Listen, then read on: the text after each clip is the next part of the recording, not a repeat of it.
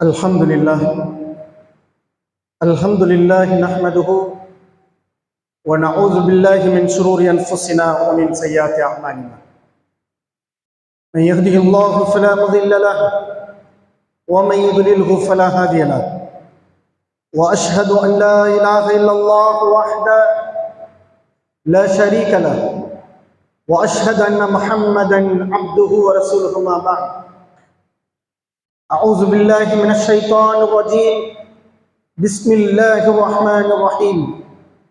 يا أيها الناس اتقوا ربكم الذي خلقكم من نفس واحدة وخلق منها زوجها وبث منهما رجالا كثيرا ونساء واتقوا الله الذي تساءلون به والأرحام إن الله كان عليكم رقيبا. يا أيها الذين آمنوا اتقوا الله قولوا قولا سديدا يصلح لكم أعمالكم ويغفر لكم ذنوبكم ومن يطع الله ورسوله فقد فاز فوزا عظيما. صدق الله العظيم. அளவற்ற அருளாளனும் நிகரில்லாத பேரன்புடையவனுமான அல்லாஹ்வின் திருப்பெயரால் ஆரம்பம் செய்கின்றேன். அந்த ஏக இறைவனுடைய சாந்தியும் சமாதானமும் அவனது அளவில்லாத அருளும் மகத்தான மன்னிப்பும் கருணையும் நம் அனைவர் மீதும் உண்டாகட்டும் என்று பிரார்த்தனை செய்தவனாக, அன்பிற்குரிய எல்லாம் அல்ல அல்லாஹ்வின் அடியார்களே, அல்லாஹ் ரப்புல் ஆலமீன் தன்னுடைய திருமறை குர்ஆனில் தன்னுடைய அடியார்களை நோக்கி அல்லாஹ் ரப்புல் ஆலமீன் ஒரு எச்சரிக்கையும் ஒரு சுப செய்தியும் அல்லாஹ் நமக்கு சொல்லுகின்றான். அந்த சுப செய்தி என்னவென்று சொன்னால், பொதுவாக இந்த உலகத்தில் வாழக்கூடிய நம்மில் பல பேர் ஒருவேளை நாம் நல்லவர்களாக, நாம் தொழுகையாளிகளாக, அல்லது நாம் குர்ஆனுடைய தொடர்புள்ளவர்களாக, அல்லது மார்க்கத்தை பேணி நடக்கக்கூடியவர்களாக இருப்போம். ஆனால் நம்முடைய மனைவியோ அல்லது கணவனோ நம்முடைய பிள்ளைகளோ நம்முடைய உறவினர்களோ இந்த மார்க்கத்தினுடைய பற்றில்லாதவர்களாக வாழ்வதை நாம் பார்க்கின்றோம். அவர்களிடத்தில் ஒரு முறை இரண்டு முறை நாம் சொல்லி பார்க்கின்றோம். இல்லாத பட்சத்தில் நமக்கே நின்று நாம் ஒதுங்கிக் கொள்ளுகின்றோம். ஆக இந்த உலக வாழ்க்கையில் நாம் பெரும்பான்மையான குடும்பங்களை இப்படிதான் பார்க்கலாம். இன்னும் சொல்ல போனால் நம்மில் எத்தனையோ குடும்பத்தினுடைய பிள்ளைகள் தொழுகை இல்லாதவர்களாக நாம் பார்க்கின்றோம். வெள்ளிக்கிழமை ஜும்மாவில் தொழக்கூடிய முஸ்லிம்கள் தான் பெரும்பான்மையானவர்கள். ஏனைய மக்களுடைய நிலை தொழுகையை மறந்தவர்களாக அல்லது வேண்டுமென்றே மறுத்தவர்களாக வாழக்கூடிய நிலையை நாம் பார்க்கின்றோம். ஆனால் வீட்டில் பெண்கள் தொழுவாங்க, தாய்மார்கள் தொழுவாங்க. கணவன் தொழுகிறானா அதை பற்றி நமக்கு பிரச்சனை இல்லை. பிள்ளை தொழுகிறானா அதை பற்றி எனக்கு ஏதோ சொல்லி பார்த்தா வேலைக்கு அவளை விட்டுறோம். ஆனால் என்ன நிலைமை, இது போன்ற நிலையில் நாம் இந்த உலகத்தில் வாழ்ந்தோம் என்று சொன்னால், ஒரு குடும்பத்தில் ஒருவர் நல்லவர்களாக இருந்து, கணவனோ மனைவியோ பிள்ளையோ அல்லது பெற்றோர்களோ யாரேனும் நல்லவர்களாக இருந்து, அவர்களை சார்ந்தவர்கள் நல்லவர்களாக இல்லாத பட்சத்தில் அவர்களுடைய வாழ்வு எப்படி இருக்கும் என்று சொன்னால், நாளை மறுமையில் அவர்கள் நரகத்திற்குரிய மக்களாக அல்லாஹ் ரப்புல் ஆலமீன் நிர்ணயம் செய்கின்றான். அதனால்தான் அல்லாஹ் நம்மை நோக்கி சொல்லக்கூடிய நேரத்தில் ஒரு எச்சரிக்கை செய்கின்றான். யா அய்யுஹல்லதீன ஆமனூ, எல்லோரை நோக்கியும் அல்லாஹ் சொல்லவில்லை. யா அய்யுஹன் நாஸ் என்று அல்லாஹ் தன் திருமறையில் கூறினால் அது பொதுப்படையாக உலகத்தில் உள்ள எல்லா மனிதர்களுக்கும் உரித்தான தகவல். யா அய்யுஹன் நாஸ், ஓ மனித சமுதாயமே என்று ஒட்டுமொத்த மக்களையும் அல்லாஹ் அழைப்பான். அவனை நம்பியவர்கள் நம்பாதவர்கள், அல்லாஹுவை ஏற்பவர்கள் மறுப்பவர்கள், அல்லாஹ்வுடைய சட்டத்தை பின்பற்றுபவர்கள் பின்பற்றாதவர்கள், ஏழை பணக்காரன் வெள்ளை கருப்பன் என்று உலகத்தில் எல்லா மனிதர்களையும் நோக்கி அழைக்கக்கூடிய வார்த்தை யா அய்யுஹன் நாஸ் என்பது. ஆனால் யா அய்யுஹல்லதீன ஆமனூ என்று அல்லாஹ் ரப்புல் ஆலமீன் பிரத்யேகமாக அல்லாஹ் தன் திருமறையில் அழைக்கின்றான் என்று சொன்னால், அது தௌஹீதுடைய மக்களை அல்லாஹ் அழைக்கின்றான் என்று பொருள். ஒரு இறை நம்பிக்கை கொண்ட விசுவாசிகளே என்று பொருள். முஃமின்களே என்றதற்கான அர்த்தம் இறை நம்பிக்கையாளர்களே என்று அல்லாஹ் அழைக்கின்றான். அப்படியானால் அல்லாஹ்வையும் தூதரையும் மலக்குமார்களையும் கியாமனாலையும் அதே போன்று அவனுடைய வேதங்களையும் நன்மை தீமைகள் எல்லாம் அல்லாஹ்வுடைய ஏற்பாட்டில் நடக்கிறது என்ற இறை நம்பிக்கை யார் உள்ளத்தில் வைத்திருக்கின்றார்களோ அது போன்ற மூமின்களை நோக்கி அல்லாஹ் அழைக்கின்றான். யா அய்யுஹல்லதீன ஆமனூ, ஒரு நம்பிக்கை கொண்ட விசுவாசிகளே, கூ அன்ஃபுஸக்கும் வஅஹ்லீக்கும் நாரா, உங்களையும் கூ அன்ஃபுஸக்கும் உன்னையும் அஹ்லீக்கும் உன்னுடைய குடும்பத்தவர்களையும் நரகத்தில் இருந்து நீங்கள் பாதுகாத்துக் கொள்ளுங்கள். ஏனென்றால் அந்த நரகம் என்பது சாதாரணமாக நீ நினைப்பதை போன்ற ஒரு தண்டனைக்குரியது அல்ல என்று அல்லாஹ் கூறுகின்றார். அந்த நரகத்தினுடைய எரிக்கற்கள் இருக்கிறது, அது கற்களும் மனிதர்களும் கொண்டு எரிக்கப்படக்கூடியது என்று அல்லாஹ் பிரகடனம் செய்கின்றான். இந்த நரகத்தினுடைய வேதனை எப்படிப்பட்டது இதை முதல்ல நாம தெரிஞ்சுக்கணுங்க. ஒருவேளை இது எதுக்கு சொல்றோம் அப்படின்னா, நம்ம நல்லவனா இருந்து நம்முடைய பிள்ளைகள் மார்க்கத்தை பேணாவிட்டால், நம்முடைய பிள்ளைகள் மார்க்கத்தினுடைய சட்ட வரம்பு மீறியவர்களாக இருந்தார்கள் என்று சொன்னால், இந்த உலகத்துல வேண்டாம் நம்ம சும்மா வெளிப்படைக்கு நம்ம சொல்லிக்கலாம், என் பிரியத்திற்குரிய பிள்ளையே, அன்பு கணவரே, பாசம் மிகுந்த மனைவியே, என் உயிரே என் பிள்ளை தாண்டு. நாளைக்கு நாம செத்த பிறகு நம்முடைய நிலை என்ன, நம்முடைய மரணத்திற்கு பிறகு நம்முடைய நிலை என்ன, நாம சொர்க்கத்துக்குரியவர்களாக ஒருவேளை போய் நம்முடைய குடும்பத்தில் யாரேனும் நரகத்துக்குரியவர்களாக ஆகிவிட்டால் ஆகுவார்கள். தொழுகை இல்லாமல் நற்செயல்கள் இல்லாமல் மார்க்கத்தினுடைய வரம்புகளை பேணாமல் இருந்தார்கள் என்று சொன்னால் அவர்கள் நரகத்துக்குரியவர்களாக இருப்பார்களே. அதனாலதான் அல்லாஹ் சொல்றான், யா அய்யுஹல்லதீன ஆமனு கூ அன்ஃபுஸக்கும் வஅஹ்லீக்கும் நாரா, நீயும் உன்னுடைய குடும்பத்தவர்களும் நரகத்தை விட்டு பாதுகாத்துக் கொள் என்று அல்லாஹ் கூறுகின்றான். நம்ம கண்ணு முன்னாடி நம்ம பிள்ளை நரகத்துல இருந்தா எப்படி இருக்குங்க? இந்த உலகத்துல நம்முடைய பிள்ளைகளுக்கு ஏதேனும் ஒரு ஜோரம் வந்தா கூட நம்மளால தாங்க முடியல. நம்முடைய குடும்பத்தில் யாருக்கேனும் ஏதேனும் நோய் வாய்ப்பட்டால் நம்மளால ஏற்றுக்கொள்ள முடியல, துடிச்சு போறோம். ஆனா கண்ணு முன்னாடி அவர்கள் நரகத்தில் அவர்கள் துடித்து கொண்டிருப்பார்களே. அந்த நரகத்தினுடைய வேதனை எப்படிப்பட்டது என்று சொன்னால், அல்லாஹ் தன் திருமறையில் கூறுகின்றான், அல்லதி யஸ்லன்னால் குப்ரா, அந்த நெருப்பில் அவர்கள், நரக நெருப்பில் அவர்கள், யஸ்லன்னால் குப்ரா, அந்த கொழுந்து விட்டெறியக்கூடிய அந்த நரக நெருப்பில் அவர்கள் கருகி கொண்டிருப்பார்கள். சும்மலா யமூது, சரி எரியிறான நரகத்துல செத்து போயிடுவானா? அதான கேள்வி. ஒருத்தனை பிடிச்சி எரிச்சோம்னு சொன்னா, அல்லது ஒரு பொருளை எரித்தோம் என்று சொன்னால் அந்த பொருள் அழிவுக்குள்ளாதனாக ஆக வேண்டும், டெஸ்ட்ராய்ட் ஆகணும், அது அழிஞ்சு போகணும். ஆனா அல்லாஹ் என்ன சொல்றான், யஸ்லன் நாரல் குப்ரா சும்ம லா யமூது, அவன் சாகவும் மாட்டான், ஒலா யஹ்யா, அவன் உயிரோடு இருக்க மாட்டான். வாழ்றானா செத்து செத்து மடிவான்னு இருக்கும், அதுக்கு பேர் லா யமூத்து வலா யஹ்யா. எவ்வளவு கொடுமையான தெரியுங்களா? போய் மௌத்தாவை தொலைஞ்சிட்டா கூட பரவாயில்ல.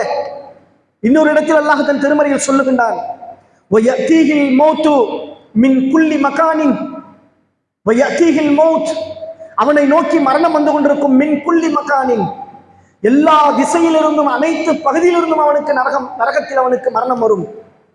மௌத்து வந்து அவனை நோக்கி வந்துகிட்டே இருக்குமே. அவ்வளவு கடுமையான பனிஷ்மெண்ட். ஒவ்வொரு பனிஷ்மெண்ட்டும் நரகத்துல ஒவ்வொரு தண்டனையும் அவன் சாவதற்கு சமம்.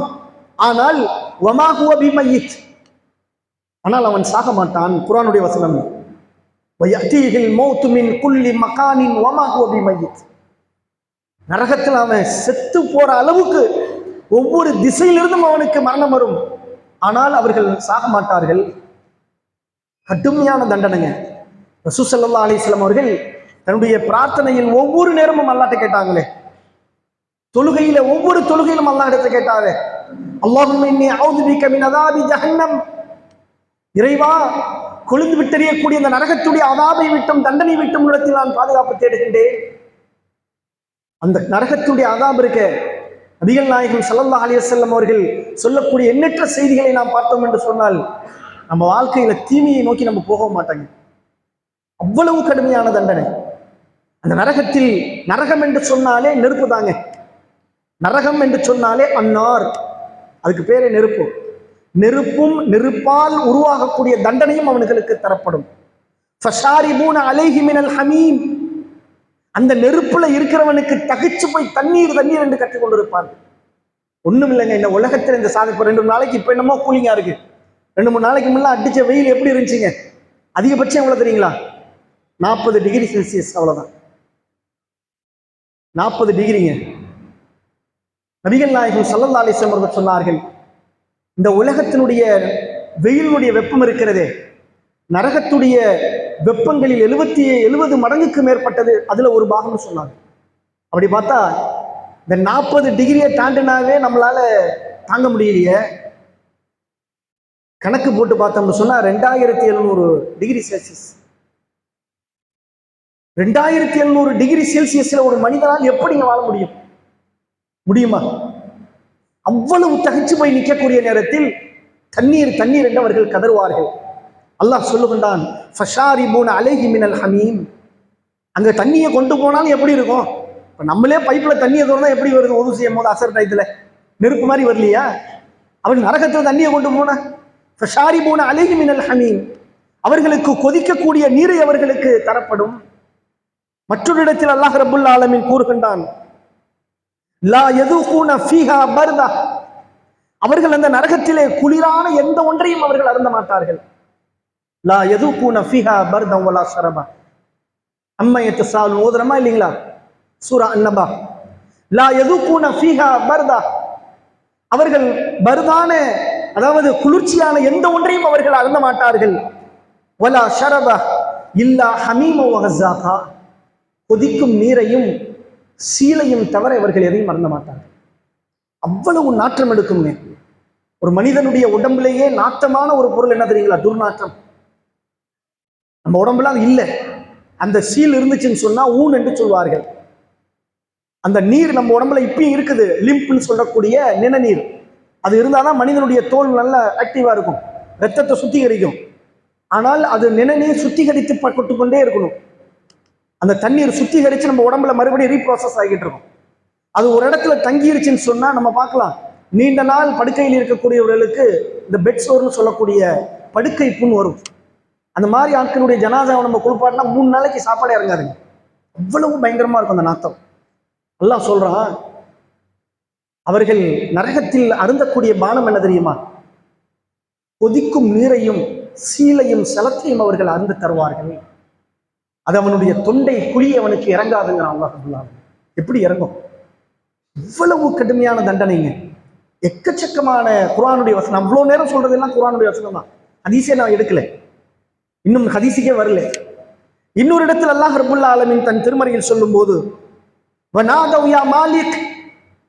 அந்த நரகத்தில் அந்த நரகவாதிகள் எல்லாம் அழைப்பார்கள், வநாதவ் யா மாலிக். நரகத்துடைய காவலாளியை பார்த்து அழைப்பார்கள், ஓ காவலாளியே, நரகத்துடைய மாலிக்கே, லியக்லி அலைனா ரப்புக், லியக்லி அலைனா ரப்புக். உங்களுடைய இறைவனிடத்தில் எங்களுக்காக தீர்ப்பு தருமாறு கேளுங்கள்.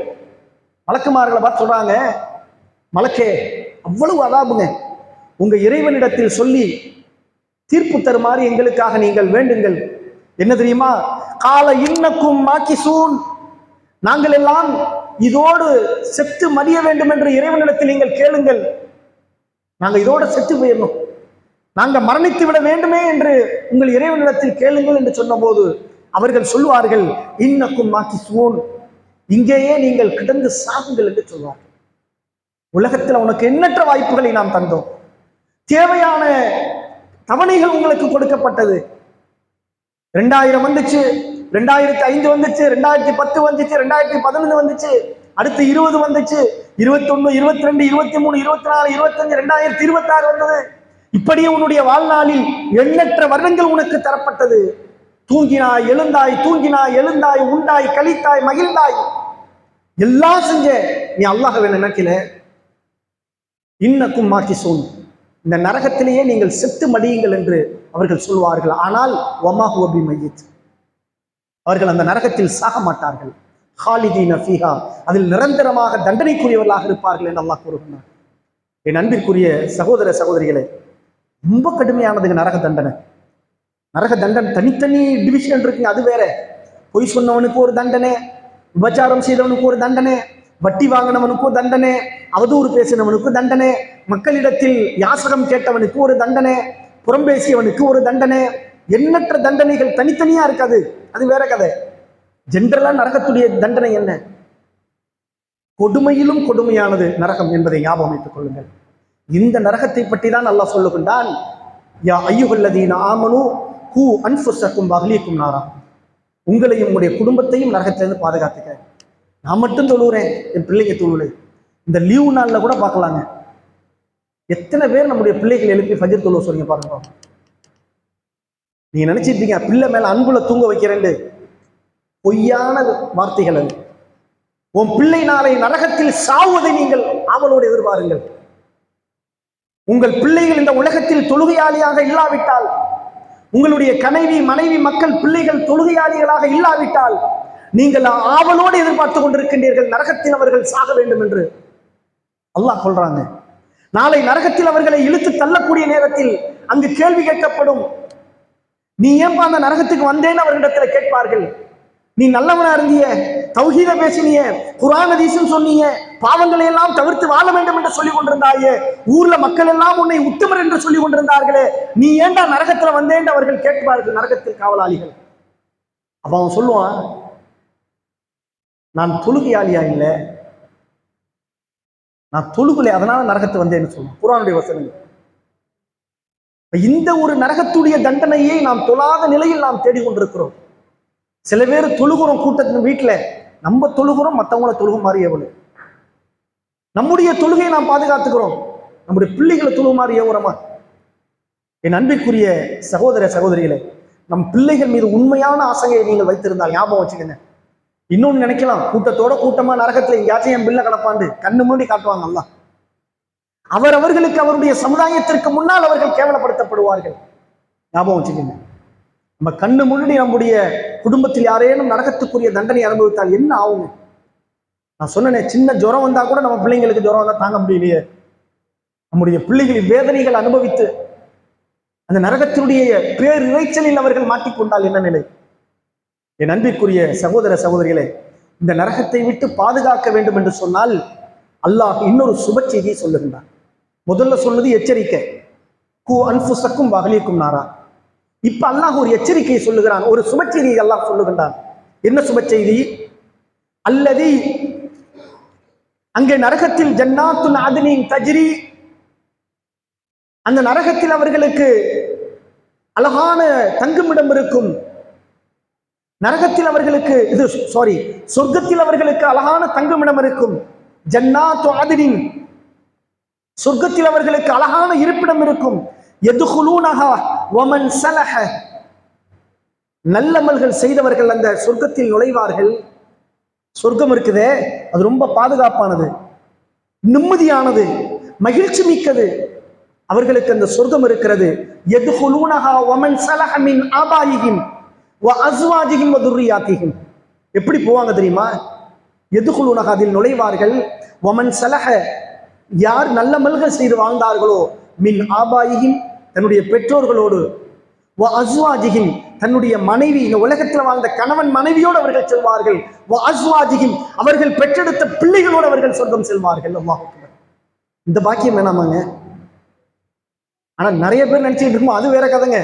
இந்த உலகத்துலதான் இவன்ட்ட மாட்டிக்கிட்டு முழிக்கிறான், அங்கே போய் நம்ம இதே ஜோடியிலேயே மாட்டிக்கிட்டு முழிக்கிறது, அல்லாஹ் காப்பாத்து அப்படின்னு சில பேர் நினைக்கலாம். ஒன்று ரெண்டு. ஆனால் உண்மை மூமீன்கள் எப்படி இருப்பாங்க? நம்முடைய மனைவி மக்கள் வேணும்னு ஆசைப்பட மாட்டாங்களா? இந்த உலகத்தில் நாம் நேசிக்க முடிய பிள்ளைகள் நம்மோடு சொர்க்கத்திற்கு வர வேண்டும் என்று நினைக்க வேண்டாமா? நம்ம ஈன்றெடுத்த பெற்றோர்கள் நம்மோடு சொர்க்கத்தில் இருக்க வேண்டும் என்று நாம் ஆசைப்பட வேண்டாமா? அல்லாஹ் எவ்வளவு அழகா சொல்றான் பாருங்க. நீங்கள் உங்களுடைய பெற்றோர்களோடும் பிள்ளைகளோடும் மனைவி மக்களோடும் நீங்கள் சொர்க்கத்தில் நுழைவீர்கள். என் அன்பிற்குரிய சகோதர சகோதரிகளே, அந்த சொர்க்கத்தில் நம் குடும்பத்தோடு போனா ஒரே ஒரு விஷயம் தாங்க அல்லாஹ் சொல்றான். வமன் ஸலஹ, யார் நல்ல அமல்கள் செய்தார்களோ. நல்ல அமல்களிலே சிறந்த அமல் என்ன தெரியுங்களா? பெருமானார் ஸல்லல்லாஹு அலைஹி வஸல்லம் அவர்கள் சொன்னார்கள், வஜ்ஜுஇலல் குர்ரத்து அயுனி, ரசூலுல்லாஹ் சொல்றாங்க, வஜ்ஜுஇலல் குர்ரத்து அயுனி, என் கண்களுடைய மகிழ்ச்சி குளிர்ச்சி எதில் இருக்கிறது தெரியுமா? என் கண்களுக்கான குளிர்ச்சி எங்க இருக்கு தெரியுமா? அஸ்ஸலாத் ஃபிஸ் ஸலாத், தொழுகையில் இருக்கிறதுன்னு சொன்னாங்க. ஏன்? இந்த தொழுகை தான் அல்லாஹ் நேசிக்கக்கூடிய மகத்தான ஒன்று. அல்லாஹ் நாளை மறுமையில் மூமின்களிடத்தில் கேட்கக்கூடிய முதல் கேள்வி இந்த தொழுகையை பற்றி தான். அல்லாஹ் நேசிக்கக்கூடிய ஒன்று, அல்லாஹ் மூமின்களிடத்தில் கேட்கக்கூடிய கேள்வி, நரகத்திலிருந்து பாதுகாக்கக்கூடிய மகத்தான ஒரு அமல். ஒருவேளை இதை செய்யாவிட்டால் அதாவது சொர்க்கத்தை விட்டு தடுக்கப்படுவான், நரகத்துக்கு போறதுக்கும் இந்த அமல்கள் தான் அவனுக்கு காரணமா போயிடும் செய்யா கட்டி. இவ்வளவு பிரத்யேகமான இந்த தொழுகை, நல்ல அமல்கள் நம்மிடத்தில் இல்லாவிட்டால் ஞாபகம் வைத்துக் கொள்ளுங்கள், நாம் நல்லோர்கள் என்ற பட்டியலில் இடம்பெற மாட்டோம். இன்னமும் பெரிய வேதனைங்க. நம்மளும் பள்ளியாசெல்லாம் கட்டி பல வருஷமா பயன் பண்ணிட்டு தான் இருக்கோம், ஒன்றுக்கும் எந்த மாற்றமும் இல்லைங்க. அதான் மிகப்பெரிய வருத்தம். ஒரே ஒரு நபர் இந்த மாங்குடியில் இருக்காங்களா சொல்லுங்க பார்ப்போம். போன வாரம் பயான் கேட்டேன், நான் இன்னிலேருந்து ஃபஜ்ர் தொழ ஆரம்பிச்சிட்டேங்க. நீ பாட்டுக்கு பண்ணு. வாரம் வாரம் ஒருத்தர் வருவார், ஒரு தலைப்புல பேசுவார். எங்கள் ஊரில் 4 பேர் தொழுவோம், அதில் 2 வயசான அத்தா சேர்ல தொழுவோம், மீதி நாங்கள் முடிஞ்சா வருவோம். என்ன மாற்றம் இப்ப நினைச்சு பாருங்க. ஒரே ஒரு நபர் அல்லாஹ்வுடைய அச்சத்தின் காரணமாக இந்த உரையை நாங்கள் கேட்டோம், இந்த இமாம் அவர்கள் பயான் செஞ்சாங்க, இந்த ஹதீஸை நாங்கள் செவியேற்றோம், இந்த குர்ஆனுடைய வசனம் எங்களுடைய உள்ளத்தில் மாற்றத்தை ஏற்படுத்தியது, நாங்கள் தொழ ஆரம்பித்து விட்டோம் என்று சொல்லக்கூடிய ஒரு நபர் இந்த ஊர்ல இல்லைங்க, எந்த ஊர்லயாச்சும். போற இடங்கள்லாம் அதே மக்கள், அதே இடம். இந்த ஜும்மா தொழுகை ஆரம்பிக்கும் போது நான் எண்ணி பார்த்தேன், வெறும் 9 நபர்கள். இப்ப 40-50 பேர். மீதி இந்த 9 நபரை தவிர மற்ற எவருக்கும் ஜும்மாவுடைய நன்மை இல்லை என்று நபிகள் நாயகம் ஸல்லல்லாஹு அலைஹி வஸல்லம் சொன்னார். நான் சொல்லல. மார்க்கம் தெரியாதவங்களா? மார்க்கம் நமக்கு தெரியாதா? இந்த ஹதீஸுகள் நம்ம கேள்விப்படலையா? அற்றுப்பா, அது உனக்கு வச்சுக்க அந்த மார்க்கத்தை. நேற்று பயான் சொல்றதுக்கு வேண்டாம், அந்த ஹதீஸை குறிப்பிட்டு வச்சுக்கோங்க. எங்களுக்கெல்லாம் இருக்கு, எல்லாம் சொர்க்கம் தருவோம் அப்படிங்கிற மாதிரி மதம் மமதையில என்ன சொல்றதுங்க, எண்ணங்களில் நாம் ஆளாகிவிட்டோம். பெருமானா ஸல்லல்லாஹு அலைஹி வஸல்லம் அவர்கள் மீண்டும் மீண்டும் மக்களிடத்தில் வலியுறுத்தினார்கள் நன்மையை பற்றி, நல்ல அமல்களை பற்றி.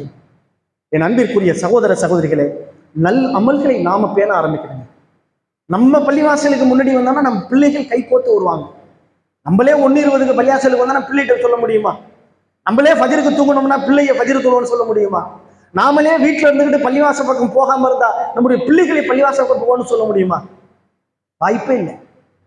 நாம குர்ஆனை தொடாம நம்ம பிள்ளைய பார்த்து, குர்ஆன்ல நீ சூறாவை மனப்பாடம் பண்ணியா, ஒரு ஜூஸ் முடிச்சிருக்கியா, அடுத்த ஜூஸ் ஒன்றும் வாய்ப்பே கிடையாது. திருப்பி நான் ஒரே கேள்வி கேட்பான், அத்தா உன்னை ஒரு நாள் கூட குர்ஆன் ஓதி நான் பார்த்ததே இல்லையா வீட்டுல, 24 நேரமும் சோபாவில் உட்காந்து நீ போனை தான் நோண்டிக்கிட்டு இருக்க, நீ என்னைக்கு குர்ஆன் ஓதுன, என்ன ஓத சொல்றேன்ட்டு போயிடுவான். எத்தா சுபு தொழுதியா, தஹஜ்ஜுத் தொழுதியா, நான் உன்னை பள்ளியாசலுக்கே போய் பார்த்தது இல்லைன்றோம் எடுத்த உடனே.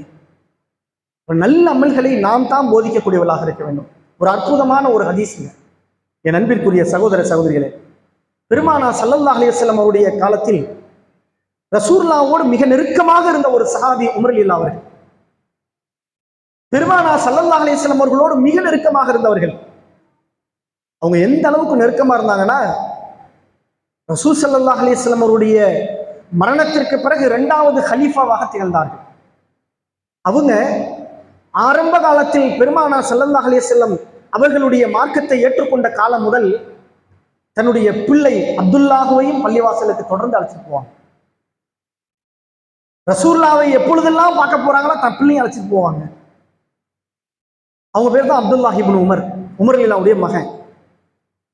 ஒரு தடவை நபிகள் நாயகம் ஸல்லல்லாஹு அலைஹி வஸல்லம் அவர்கள் மக்களை பார்த்து கேட்கின்றார்கள். ரசூலுல்லாவுக்கு ஒரு பழக்கங்க, வெறும் பயானா பண்ண மாட்டாங்க, சில நேரம் ஒரு கேள்வி மாதிரி மக்கள்கிட்ட வைப்பாங்க, மனசுல பதியுங்கிறதுக்காக வேண்டி. உங்களுக்கு தெரியுமான்னு கேட்பாங்க. தெரியாது பெரும்பான்மையாக சொல்ல மாட்டாங்க. அல்லாஹ்வும் அல்லாஹ்வுடைய தூதரும் தான் அறிந்தவர்கள், சொல்லுங்கள் என்று சொல்வார்கள். ரசூலுல்லாஹ் பதிலா சொல்லுவாங்க.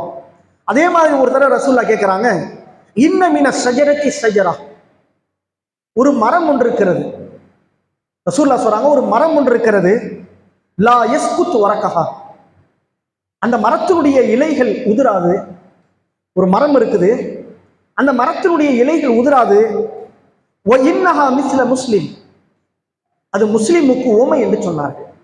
அதாவது ஒரு முஸ்லிமுடைய ஈமான் என்ன செஞ்சிடக்கூடாது, சும்மா அப்படி இப்ப பார்க்குறோமே இல்லையா, இந்த அரசியல் களம், இந்த அற்பமான ஒரு அரசியல் களத்துல எத்தனை முஸ்லீம்கள் சொல்லுது, எனக்கு என் மனைவி பூச்சனை விட எனக்கு ஒரு தான் பிடிக்கும், தொழுகையை விட்டுட்டு நான் வந்தேன், ஜும்மா தொழுகையை விட்டுட்டு இந்த ஒரு இவரை பார்க்க வந்தேன், எனக்கு அவருன்னா எனக்கு உயிர். ஈமானே சில பேர் உத்தம தலைவருங்கிறான் ஒருத்தன், ஒரு முஸ்லீம். யாருடா உத்தம தலைவர்? ஒன்றும் இல்லை, ஈமான் இல்லை. ஈமான் அற்பமான உலகத்திற்காக வேண்டி ஈமானை இழக்கக்கூடிய மனிதர்கள் எத்தனை பேர் இருக்கா? அவர் ரசூலுல்லாஹ் சொல்றாங்க, ஒரு மரம் ஒன்று இருக்கிறது, அந்த மரத்தினுடைய இலைகள் உதிராது, அது முஸ்லிமுக்கு உவமை என்று சொன்னார்கள். கேட்டுட்டு சொல்றாங்க, இந்த மரம் என்ன மரம்னு உங்களுக்கு தெரியுமான்னு கேட்கிறாங்க. எல்லா சஹாபாக்களும் சைலண்ட், எல்லாம் அமைதியா இருக்காங்க, பதில் சொல்லல. ரசூலுல்லாஹ் நீங்களே சொல்லுங்கிறாங்க. ரசூலுல்லாஹ் சொல்றாங்க, ஹிய நஹ்லா, அதுதான் ஈச்ச மரம் என்று சொல்லுவோம், பேரிச்சம்பழம் என்று சொல்கிறார்கள். பேரிச்ச மரம் இருக்கா இல்லையா, அதனுடைய இலைகள் உதிராது, நம்மளாம் வெட்டி விட்டுக்கிட்டே இருந்தா தான் உண்டு என்று ரசூல் ஸல்லல்லாஹு அலைஹி வஸல்லம் அவர்கள் சொன்னவுடன் உமர் ரலியல்லாஹுடைய மகனார், சின்ன பிள்ளைங்க, அவங்க பின்னாடி இருந்துகிட்டு தந்தையை தொடுறாங்க. உமர் ரலியல்லாஹு கேட்கறாங்க, தன் மகனை பார்த்து என்ன தான்னு கேட்கிறாங்க. அப்துல்லாஹ் இப்னு உமர் சொல்றாங்க, என் தந்தையே, இந்த பேரித்த மரம் தான் என்று நான் சொல்ல வேண்டும் என்று நான் நினைத்தேன். எனக்கு அதுதான் தெரியும், நான் சொல்லணும்னு நினைச்சேன் அப்படிங்கிறாங்க. உமர் இல்ல சொல்றாங்க, நீ சொல்லியிருக்கலாமேப்பான்னு கேட்கிறாங்க. இல்ல, எல்லா பெரியவங்களும் சேகலும் பெரியவர்களும் அமைதியா இருக்கிறாங்க, எல்லா பெரிய மூத்த சகாபாக்களும் அமைதியா இருக்கிறீங்க, நானோ சிறு பிள்ளை, நான் சொன்னா நல்லா இருக்காதுன்னு இருந்தேன். அப்ப உமர் இல்லா அவர்கள் சொல்லுகின்றார்கள், என் அன்பு மகனே, ஒருவேளை அல்லாஹ்வுடைய தூதர் கேள்வி கேட்ட போது இந்த பதிலை நீ சொல்லி இருந்தால் இந்த உலகத்தில் எனக்கு கிடைக்கப்பட்ட மிக பெரும் மகிழ்ச்சியான சம்பவம் இதுதான் என்று சொன்னார். இதை விட எனக்கு ஒரு சந்தோஷமான ஒண்ணு எதுவுமே கிடையாது. தன் பிள்ளையுடைய அறிவாற்றலை பாராட்டினார்கள். இன்னைக்கு நம்ம பிள்ளைகளுக்கு என்ன சொல்லுங்க பாப்போம், எதையெல்லாம் நாம் கற்று தந்திருக்கிறோம்? நம்முடைய பிள்ளைகளுக்கு எதனுடைய மார்க்க சட்டங்களை நாம் சொல்லி தந்திருக்கிறோம்? பெரிய வேதனைங்க. அதாங்க என்னை போன்றவர்களுக்கு மிகப்பெரிய வேதனை என்ன தெரியுங்களா? பாடம் நடத்துறோம் பிள்ளைகளுக்கு, வருஷம் வருஷம் துவா சொல்லி கொடுக்குறோம், தூங்கும் போது துவா என்னாண்டு.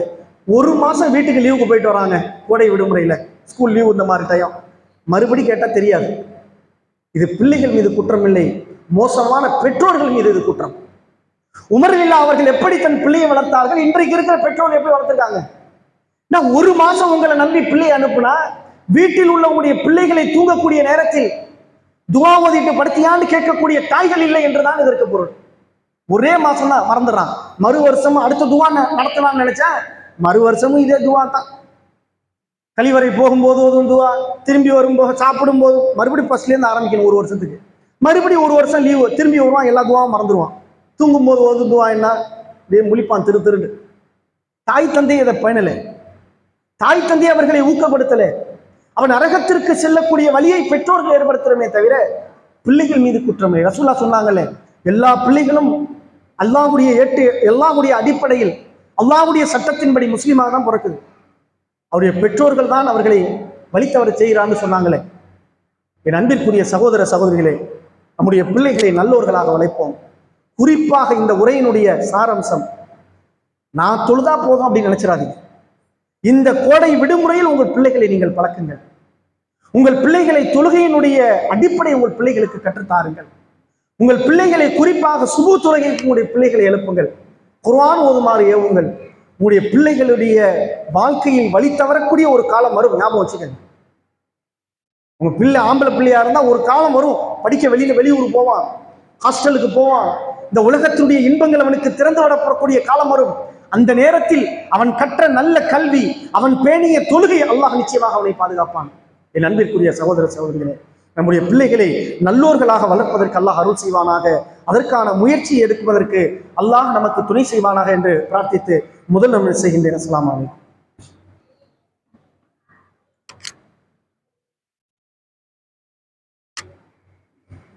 அல்ஹம்துலில்லாஹ் அல்ஹம்துலில்லாஹி ரப்பில் ஆலமீன். அன்பிற்குரிய சகோதர சகோதரிகளே, அல்லாஹ் ரப்புல் ஆலமீன் தன்னுடைய திருமறை குர்ஆனில் சொல்லக்கூடிய ஒரு அழகானது ஒரு பிரார்த்தனை, ரப்பனா வஹப்லனா மின் அஸ்வாஜினா வ ذُرِّيَّاتِنَا குர்ரத அயுனி வஜஅல்னா லில் முத்தகீன இமாமா. இறைவா, எனக்கு கண் குளிர்ச்சி எனக்கு தருவாயாக. எங்க தெரியுமா? என் மனைவி என் பிள்ளைகளிடத்தில் எனக்கு தருவாயாக. நம்ம பிள்ளைகளையும் நம் மனைவி மக்களையும் நாம் பார்க்கும்போது கண்ணுக்கு குளிர்ச்சி ஏற்பட வேண்டும். அந்த கண் குளிர்ச்சியான பிள்ளைகளை நான் பார்க்க வேண்டும் என்று மூமின்கள் துவா செய்ய வேண்டும். இந்த துவாவை ஒவ்வொரு முஸ்லீமும் அல்லாஹ்ட்ட கேட்கணும். ஞாபகம், மிக அற்புதமான ஒரு பிரார்த்தனை, குர்ஆனுடைய பிரார்த்தனை.